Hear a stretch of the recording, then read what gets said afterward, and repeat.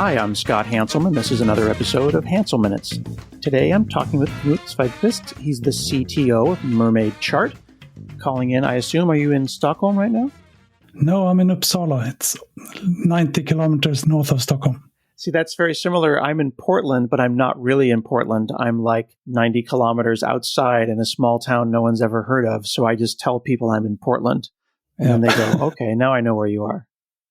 Yeah, I usually do that sometimes when I hand in clothes for testing. Then I don't say Knut because no one remembers. I have to explain, but say Tom or something. Yeah, I think names matter, though, and locations matter. So I am happy to have you here chatting with me today. So you are the CTO of Mermaid Chart.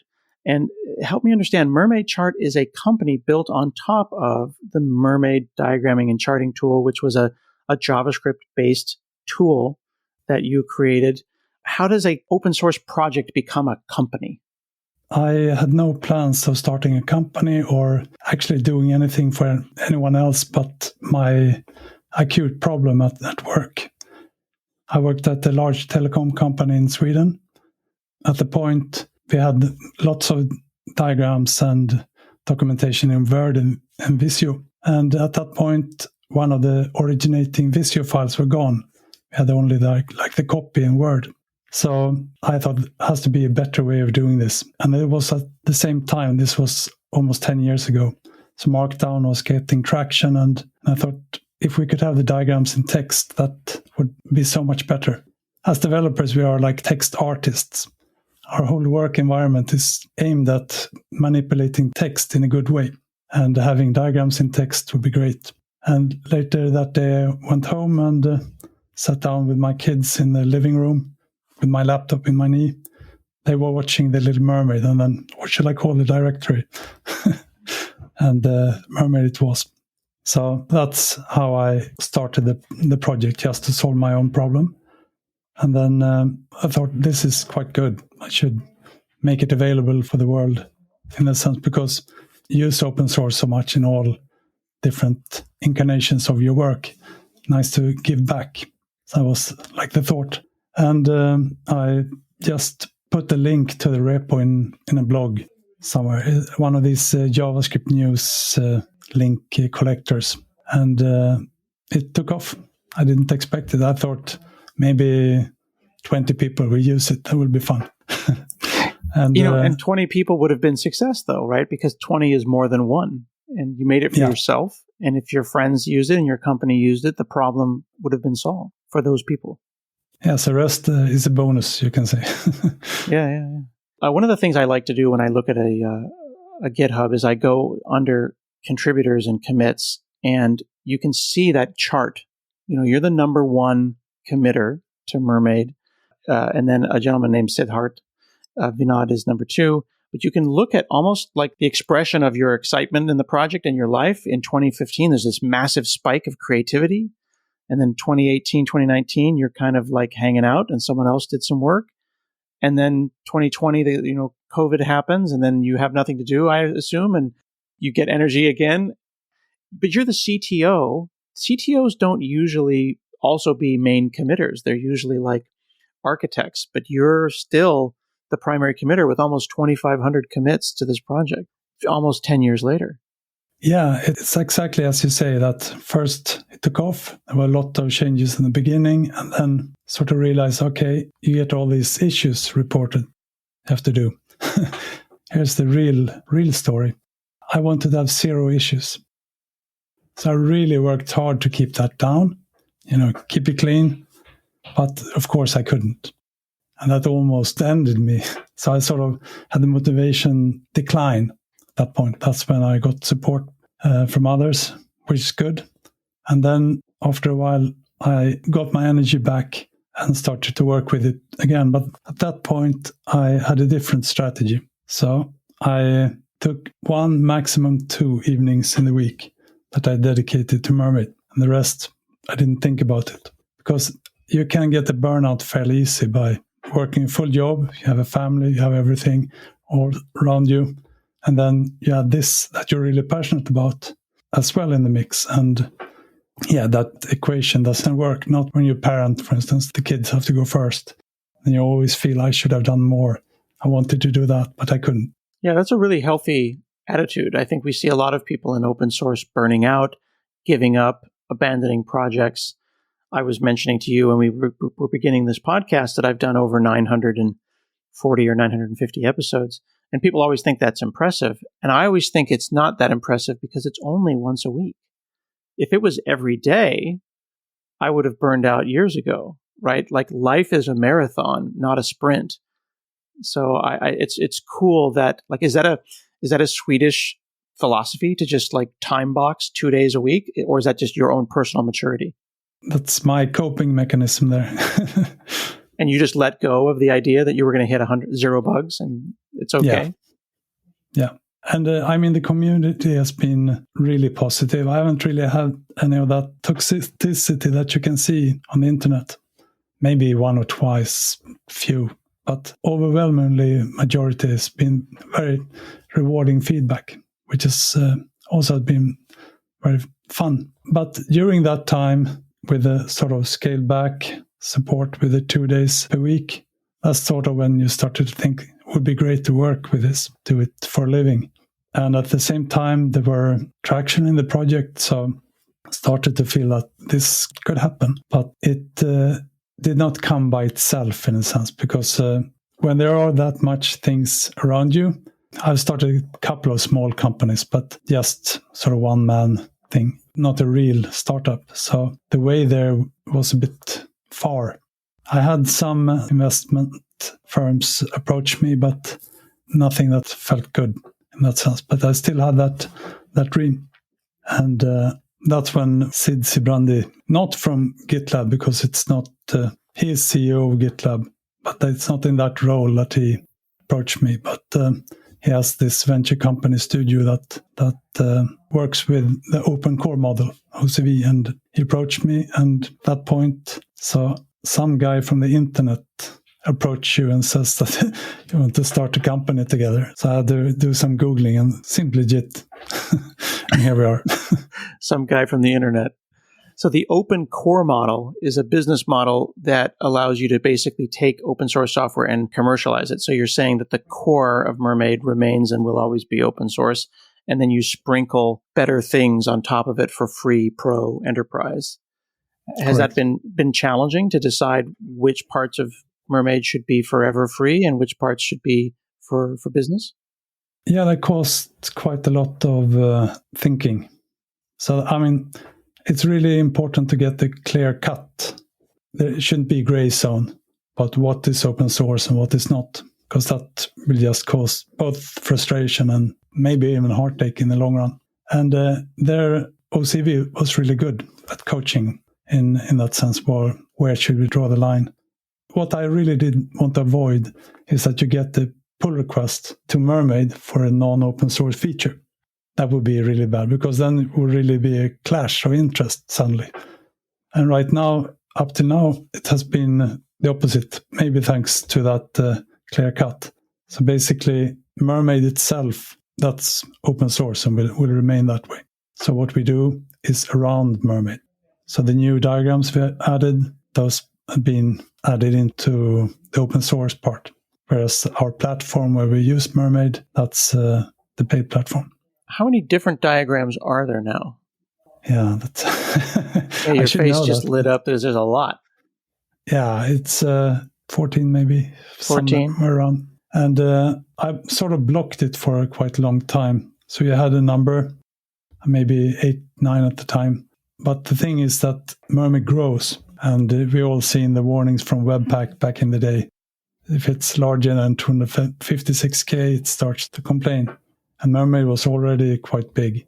And all the new diagrams take space. So it has to be the right diagrams, I figured. So we added a few. But now the first thing we did when we started with the company around it is to make lazy loading of different diagram types part of Mermaid. So then the floodgates can open. Was the original one that you made was a flow? Yeah, that was flowchart. Yeah. And then I realized, okay, I really want sequence diagrams. That's my favorite. That's the one I like to use personally. And so I sat Christmas vacation filling with that. Yeah, sequence diagrams are my favorite as well. It feels like there's some Grady Booch UML vibes in Mermaid. But and, I come to realize that actually you can model anything with them. Onboarding flow process for someone starting at the company. Yeah, sequence diagrams is great. Different roles and different steps. Yeah, being able to do that so simply, that it's really quite extraordinary. Like folks, of course, are hearing this as an audio podcast, but they should check out the GitHub for Mermaid and check out the website. But like the sequence diagram that I'm looking at, the Alice, John, and Bob, having a conversation dialogue, it's like 8 lines. It's really dense with just arrows and hyphens. There's virtually nothing here. Was it a goal to be so terse? Because it's minimal bytes for a very sophisticated diagram. Not really. I mean, so you don't want it to be too verbose, but I really want it to be readable. If you go back to the markdown thing, where you see in a markdown file, you can sort of figure out the styling, but you have text, but it's still readable. So you have a hashtag for the type of heading, for instance. So it's easy to read, but you still get the text only. I wanted the same for diagrams. Yeah, it feels intuitive. Like I was staring at it, trying to figure out without reading the docs, how am I going to do this? And then I was like, oh, hyphen, that's a line. Hyphen, hyphen, that's a dotted line. And now I'm starting to get inside the brain of Mermaid. And then I'm seeing that intuitive style of using, basically ASCII to express these different diagrams. And now once I get it, I can go down to the state diagram or the pie chart. And I'm like, okay, now I understand, the kind of what you're going for. But then you're doing experimental diagrams. I just noticed that the C4 diagram, which is a new kind of experimental architecture diagram for visualizing software architecture, that's almost a programming language in its own. Is that format your format or is that their format? That was a contribution. It's a good format. The thing with the experimental diagrams is that once something is sort of approved, then we can never change it. Because if we change it, then we'll break diagrams out in the world. It's one thing to change an API and have some developer having to change something to have the latest version of Mermaid, but you cannot force, I don't know how many people there are actually writing Mermaid diagrams, but say 100,000 or 1 million people changing their old diagrams because we wanted to fix syntax. So, I mean, if you look at flowcharts, there are lots of things I would have done differently, but we can't change it backwards. So it is what it is. And that's why we sort of call them experimental until it's like a disclaimer. Yeah. Where do you see Mermaid sitting in a world where we also have like SVG at the low level, like just drawing boxes and lines manually, and then D3JS, which is kind of like observable, bindable. I noticed that Mermaid has, zooming and panning, but I was curious if I could like drag nodes or move things around and then reserialize backwards into some kind of a two-way data binding. Yeah, actually in Mermaid Chart, now we're talking paid feature. We have a round trip kind of thing going on so that you can add nodes via the interface. And then when you do that, you also update the code. So this way, if you have, I don't know, all project managers must excuse me now, but if you have a project manager that don't like to code, they want to use the mouse, he or she can do that using the visual editor, but the code gets updated so someone else can continue using his or her favorite editor as well. So it's in unison. That online diagramming, like you said, it works around rather than at the core. It sits on top of. So like I'm in the editor right now and I can go and it's really cool because it's split screen. Some editors hide stuff. Like you mentioned Visio at the very beginning.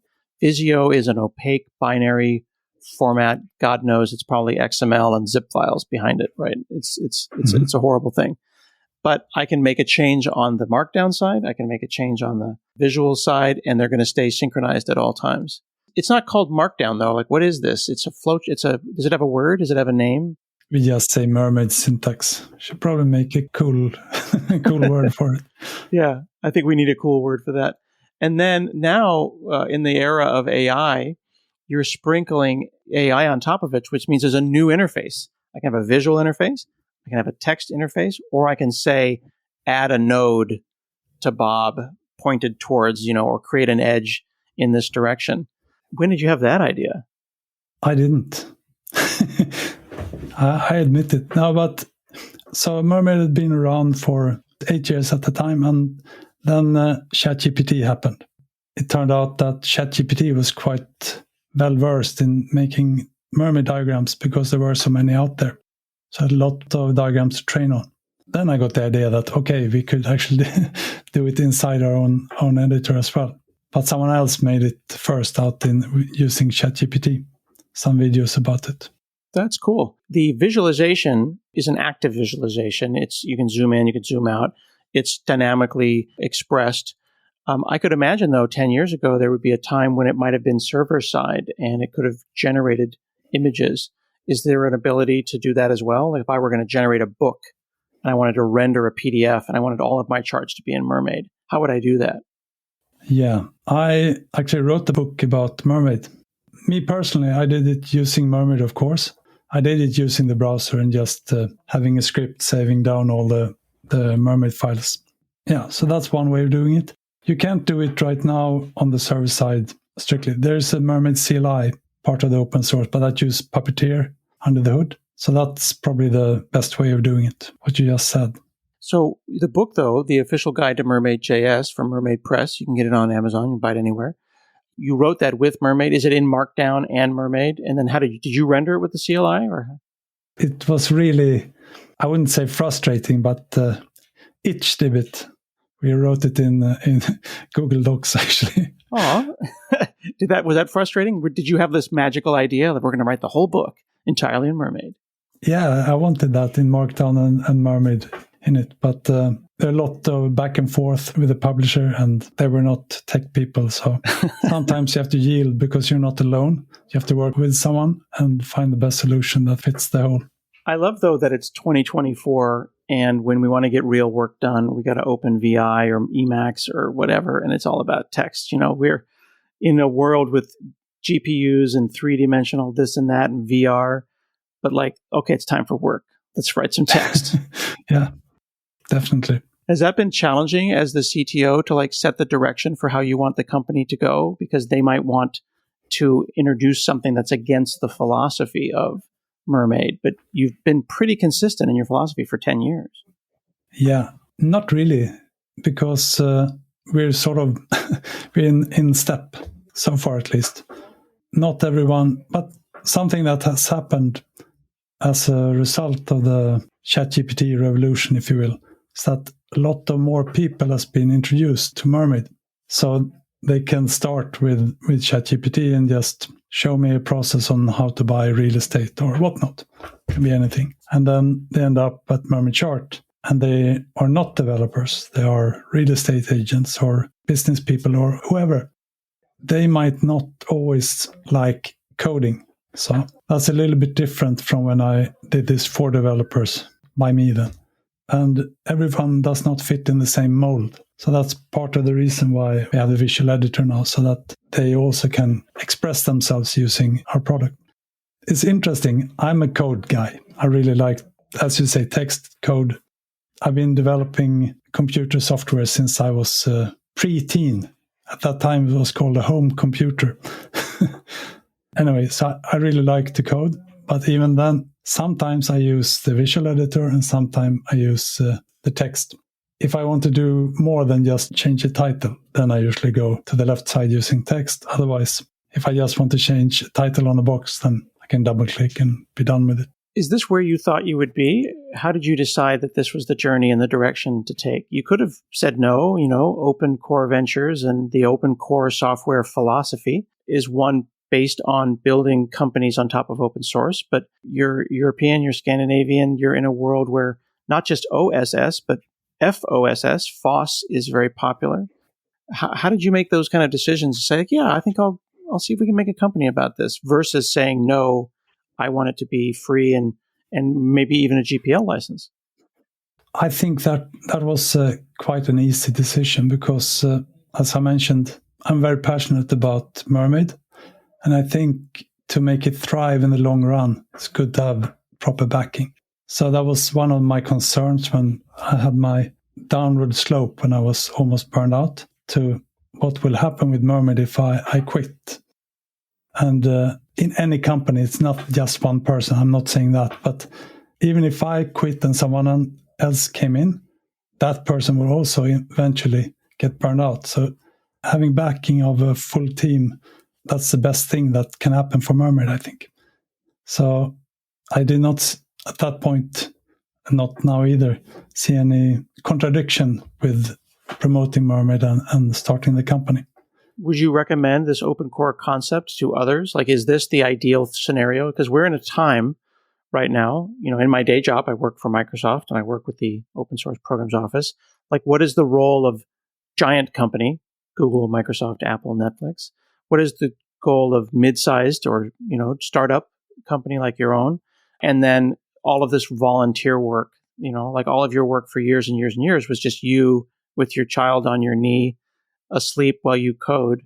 What is the role of giant company and big money in a time of open source? And how do you find that balance?